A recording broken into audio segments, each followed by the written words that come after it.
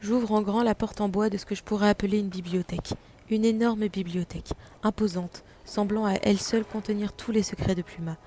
J'ouvre de grands yeux, et comme à mon habitude, sors mon appareil et prends des photos. Au dehors, le temps a changé, et il se met à pleuvoir. La lumière de la lune se reflète au travers des gouttes d'eau passant devant les grands vitraux. C'est plus poétique que de dire qu'il pleut à en déprimer. Avec un temps pareil, je pourrais passer mon temps à manger des sushis sous ma couverture en regardant une vieille série pourrie. Mais je préfère de loin être là que chez moi à glander. Cette bibliothèque s'étend sur une dizaine de mètres, et le fond de cette grande pièce semble au bout du monde. Et je n'inclus pas les autres pièces sur les côtés, réparties de part et d'autre du centre, faisant de cet endroit une étoile du savoir. J'ignore ce que c'est, mais je pourrais facilement comparer cette bibliothèque au centre même de Pluma. Et je tourne sur moi-même, sans comprendre vraiment ce que je dois chercher, ni même où chercher, ni quoi chercher, ni comment. Ok, j'arrête. Mais la jeune femme avoue qu'elle va m'aider. Je m'appelle Jude, me dit-elle alors que je la suis de près dans ce labyrinthe. Enchantée, dit Warner, nous ayant rejoint en chemin avec entrain en regardant les ouvrages colorés.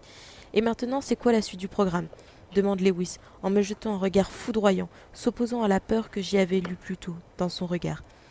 Je peux savoir ce que j'ai bien pu te faire pour m'attirer tes foudres m'énervai-je. J'en ai plus qu'assez d'avoir l'impression que chacun de mes gestes sont observés par un gamin immature. Dis-moi ce que tu caches et je pourrais peut-être te laisser tranquille, me répond-il en serrant les dents. Ça devient de plus en plus compliqué de se soutenir. Cette proximité avec Lewis amplifie cette musique étrange qui semble plus belle que jamais. Je me touche le front avec la main pour cacher la migraine ou tenter désespérément de la calmer. Est-ce que ça va demande Warner. J'en sais rien, dis-je. Il y a une musique qui me tape sur le système dans la tête. Le silence accueille mes paroles, comme si je venais de prononcer le mot de Voldemort. Je lève la tête, constatant que ma migraine est passée, et interroge Jude sur la situation. Je peux savoir ce qui se passe? Le chat est sorti du panier, dit Marcus en mettant une main devant la bouche comme pour s'empêcher de rire. C'est à cause de toi en même temps, dit Warner. Je t'avais dit de pas lui donner de la bière. Attends, quoi? S'offusque ce dernier. Je tiens à dire que c'est toi qui as commencé à la saouler. Jude me prend le poignet et m'emmène dans un coin un peu plus au calme. Je la regarde sans comprendre où a été mon erreur. Je sentais que je ne devais pas en parler de cette musique, mais la frustration de ne pas savoir était beaucoup trop forte. C'est quoi cette musique demandai-je. Les gens vont te prendre pour une folle, tu le sais, me répond-elle en vérifiant que personne n'entende. Dis-moi quand est-ce que tu entends cette fameuse musique. Je sais pas trop, dis-je, c'est très aléatoire. La première fois, c'est quand je suis arrivée ici. Puis c'est quand j'ai vu King Kong. Puis quand je me suis baladée dans le port. Ah, et quand Lewis me touche ou me regarde droit dans les yeux ou... Oh. Je me rends compte à quel point j'ai été stupide de ne pas comprendre plus tôt. Sans m'en rendre compte, je me mets à rougir subitement et à me sentir fiévreuse. Cette musique que j'entends traduit en effet les élans de mon cœur et ses sentiments. Quand je vois quelque chose pour la première fois, quand je vis une situation intense, ou un instant que je suis sûre de ne jamais oublier, chaque scène susceptible de me faire grandir ou de rester dans ma mémoire en tant que moment unique et important résonne dans ma tête sous la forme de cette curieuse musique, et je ne l'avais jamais compris. On appelle ça le chant du cœur. Mais pour toi, dans ton monde, ce serait les battements, me dit Jude. Cela permet de vivre les choses plus fortement. Les émotions sont plus belles, les souvenirs plus marquants. L'une de mes plus belles idées, dis-je en baissant la voix, les mains toujours devant la bouche, coincées dans une expression de malaise. Mais pour toi, c'est différent. Tu n'es pas de ce monde et ton cœur s'y perd. Si tu continues, tu risques gros et tu pourrais te perdre. Comme la créatrice, tu veux dire, lui rétorquai-je. Elle pousse un profond soupir et me fait signe de m'asseoir. Tu n'es pas la première créatrice à venir nous rendre visite. Dès qu'un être humain se trouve en contact avec la plume, il se trouve avec la possibilité de venir visiter ce monde. Elle s'arrête un moment pour marquer le coup et vérifier par un regard que personne ne peut nous entendre avant de reprendre. Malheureusement, aucun créateur ne peut rester indéfiniment ici. Ce n'est pas leur place, et l'ancienne créatrice en a payé de sa raison, me confie-t-elle en chuchotant. Seuls certains connaissent cette histoire. Un jour, la créatrice fut incapable de rentrer chez elle, perdue entre ce monde et celui qu'elle a créé. On raconte qu'elle a perdu la raison, et vit aujourd'hui dans un quartier neutre, à moitié consciente, à moitié en vie, attendant de pouvoir retrouver son monde. J'ouvre de grands yeux, et pendu à ses lèvres, l'entends débiter son histoire avec intérêt. Ces réponses ajoutent d'autres questions. Qui est la créatrice d'antan? Où se trouve-t-elle aujourd'hui? Comment peut-on savoir cette histoire? Je ne peux rien dire de plus, seul l'ouvrage d'Inverso pourrait t'aider, me renseigne-t-elle. Qui est-il? Pas un ami. Je dois te laisser. Mais je t'invite à chercher ce livre d'Inverso. Il est aujourd'hui très tabou et introuvable, mais je suis sûre que tu y trouveras ce que tu cherches. Elle se lève, me caresse l'épaule en souriant, avant de me tourner le dos et de quitter le rayon. Je suis de nouveau seule, m'écrase contre mon fauteuil en poussant un profond soupir. Qui que soit ou ait été la créatrice, elle s'est perdue dans sa propre création. perdant conscience de la réalité et de sa réalité, du contrôle qu'elle pensait avoir, et elle a fini par disparaître. Je me redresse pour chercher l'ouvrage dont me parlait Jude. En arrivant dans la section des livres avec des auteurs en I, je passe mes doigts sur la rainure des livres de cuir et m'arrête sur une encyclopédie rangée dans la mauvaise catégorie. Cet ouvrage n'est qu'une des nombreuses tentatives à travers les années de comprendre et de classifier l'histoire et la géographie de Pluma. Je lis certains passages sur les quartiers les plus anciens en termes d'époque, la vieille Inde, l'Empire romain, viking, l'ancienne Égypte, la Grèce antique, le peuple aztèque, maya, inca, et pour en finir les tribus d'Amazonie et d'Afrique. Je lis les chapitres consacrés au peuple d'Amazonie avant de réaliser que je ne suis pas seule dans cette section. Je ferme le livre en entendant que quelqu'un m'appelle. C'est Lewis. Il apparaît dans l'embrasure du début du rayon où je suis. M'étant caché derrière un fauteuil avec le livre, il ne peut pas me voir. Il s'installe sur ledit fauteuil. Je me colle contre le mur, cachant dans mon dos le livre que je lisais. Il soupire fort comme plein de lassitude. Il n'y a vraiment que les adolescents désespérés pour se casser autant la tête, dit Warner en le rejoignant. De quoi tu parles demande Lewis. De quelque chose qui saute aux yeux mais que tu refuses d'admettre parce que tu penses que toutes les filles vont toutes finir comme Thaïs, affirme Marcus en s'installant contre une étagère remplie assez peu stable. Elle l'est, mais vous êtes juste trop con pour le voir, répond Lewis. Ou toi, trop parano pour te cacher à toi-même que tu as craqué sur notre compagne de vol, sous-entend Warner. Une musique résonne très fort dans ma tête, et j'aimerais la faire taire pour pouvoir entendre la réaction de Lewis, mais impossible, je tremble et risque à tout moment de me faire repérer. Si ça vous chante de me croire, mais c'est pas comme ça n'a rien à voir. Il y a un truc avec cette saleté qui me met hors de moi. Elle s'appelle Krista, semble crétin, s'énerve Warner, et c'est la fille la plus innocente que je connaisse, elle est comme ma petite sœur, et je refuse que quelqu'un lui fasse du mal, et surtout pas un con comme toi, alors sois un homme, et va t'excuser auprès d'elle, et parle-lui avec sincérité. D'accord. Tu as des gants de boxe, répond-il. Ça commence à suffire, s'énerve Marcus, je suis sûre que ton cœur chante quand vous vous touchez. De toute façon, je me suis promis à moi-même de ne plus jamais m'attacher à une fille, répond Lewis, et il y a chez elle un truc qui m'embête. Parfois, je me demande vraiment si tu arriveras un jour à t'ouvrir aux autres, dit Marcus en se rasseyant. Je retiens mon souffle en entendant cela et décide que je dois partir. Mais pour cela, il me faut une diversion. Sans crier gare, Jude apparaît dans le champ de vision des garçons. Elle porte un bon nombre de livres qui manquent de chuter sur elle. En chevalier servant, il se lève et l'aide sans hésiter. Je profite de cela pour filer entre des livres pour atterrir de l'autre côté de l'allée centrale, conduisant à la porte menant elle-même à la salle du bar. J'y cours, ouvre la porte de bois, la referme derrière moi en soufflant enfin. Mes pieds glissent doucement sur le parquet de bois sous l'effet de mon émotion. La même musique résonne plus fort encore, mêlée à quelque chose de plus inquiétant. La certitude que je risque de finir comme la créatrice d'antan. Mon regard s'attarde sur la pièce du bar remplie de personnes. Je m'approche du comptoir et m'installe. Elle prendrait quelque chose, la petite dame me demande le barman avec un accent belge étrange. Non merci, dis-je, je n'ai pas de quoi payer. Je m'en occupe, dit quelqu'un en s'asseyant à côté de moi. 2 bières, Joseph. Le barman acquiesce et nous sert. En tournant la tête, je me rends compte que la personne qui m'a gentiment payé un verre est le pianisme de Jude. Il a les cheveux noirs un peu crépus, comme j'ai pu le constater plus tôt, les yeux bleus clairs et la peau marron. Il ne cesse pas une seconde de sourire. Je bois mon verre sans jamais cesser de sentir son regard sur moi. En relevant la tête, j'aperçois dans le fond de la salle Lewis, le regard amusé, comme cela lui arrive souvent. Je lui fais un mouvement de tête pour le saluer. Il y répond en levant la main comme un signe disant « Compris, je vous laisse ». Ce n'est pas vraiment ce que j'avais prévu, mais il a sans doute pensé « Quoi que ce soit, je m'en fiche ». Dans tous les cas, on risque de continuer de se côtoyer dans le futur. Je me tourne vers le garçon et nous commençons à discourir de tout et de rien. Mon verre se termine doucement au rythme de notre conversation. Mais durant tout le temps qu'il dura, il fit comme durer le suspense sur son prénom. Il semblait n'avoir dû que pour moi et pour mon histoire. Je lui souris avec franchise et il me tend la main. « Je m'appelle Juni, se présente-t-il. »« Cristal, répondis-je en lui prenant la main. Tu joues vachement bien du piano en fait. J'ai connu que ce piano, tu sais. Alors encore heureux que je sache m'en servir. Il a 14 ans, soit 2 ans de moins que moi, et n'est jamais sorti du shoyu depuis environ 10 ans. Il joue pour Jude depuis toujours, et elle a toujours pris soin de lui comme une mère. Il ne m'avoue enfin plus rien sentir des effets de la poudre depuis longtemps. Il ne voit plus rien quand il la respire, comme si son corps s'était protégé contre. Je lui ai tout de suite demandé la méthode de fabrication de cette poussière, en pensant que j'ai été sujette à une forme de magie. Ce n'est que de la science, dit-il comme simple réponse. Jude est la seule qui sait la méthode de fabrication. Elle s'occupe elle-même de se la procurer. C'est un garçon gentil et adorable, qui mérite de vivre plus que la vie simple qu'il a. Viens avec nous, lui proposai-je sans hésiter une seconde de plus. Tu pourrais voir plus. C'est un monde merveilleux et cela consisterait à un crime de mourir sans l'avoir vu dans son intégralité. Je ne peux pas, me répond-il. J'ai pris mes marques ici. J'ai pas très envie de tout abandonner pour suivre un groupe de passeurs. Peu de personnes sont comme toi, lui dis-je. Si tu préfères rester où tu es, alors je ne peux rien y faire. Mais là, moi je vais y aller. Marcus, Warner et Lewis retournent près de moi d'un coup avec un sourire aux lèvres. J'ouvre de grands yeux en me demandant ce qu'ils attendent. Warner me prend la main et Marcus l'autre pour me sortir de la pièce et se rendre dehors. Attendez, vous faites quoi leur demandai-je. On se retrouve dehors sans que j'aie pu dire quoi que ce soit d'autre. La nuit est tombée, il doit être environ 23 heures. Marcus passe devant moi avec Lewis en sachant très bien que je vais les suivre. Ils ont raison, je les suis de près. Une fois à côté d'eux, j'ose leur demander ce qu'ils font. Tu as raison, me dit Lewis. Ce monde est merveilleux, ce serait un crime de ne jamais l'avoir vraiment vu. Oui, c'est ce que j'ai dit. Et alors? Alors tais-toi, me dit Marcus en me poussant à rentrer dans un grand immeuble. L'intérieur est vraiment déstabilisant quand on a vu l'extérieur. Il semble moderne, mais c'est un genre d'hangar d'avion. Ma seule question, c'est qu'est-ce que je fais là?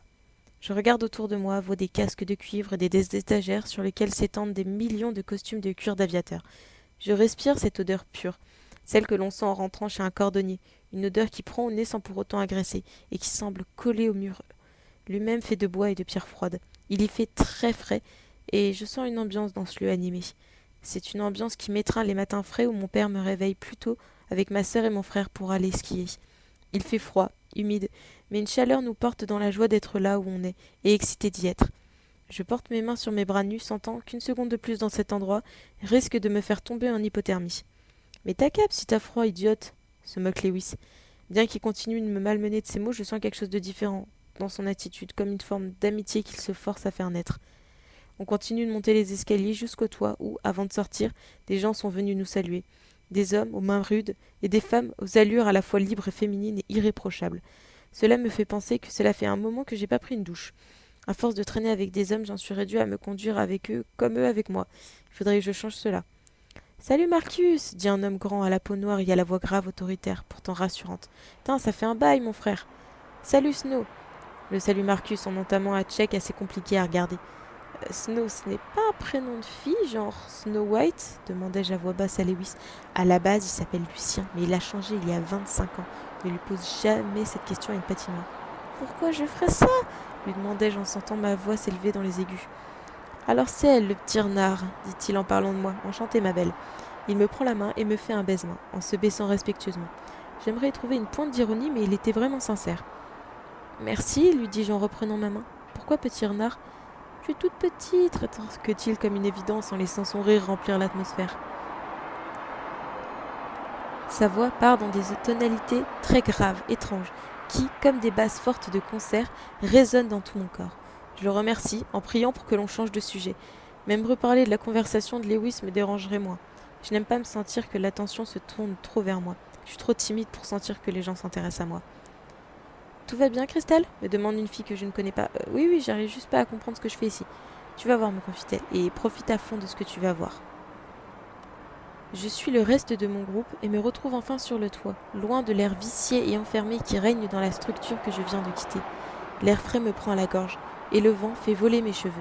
Je mets ma casquette sur la tête pour les empêcher de me gêner. La vue qui s'offre à moi rassemble à elle seule le plus beau paysage du monde, regroupant sans aucun doute ce qu'il y a de plus beau et donnant ainsi une envie folle de tout visiter.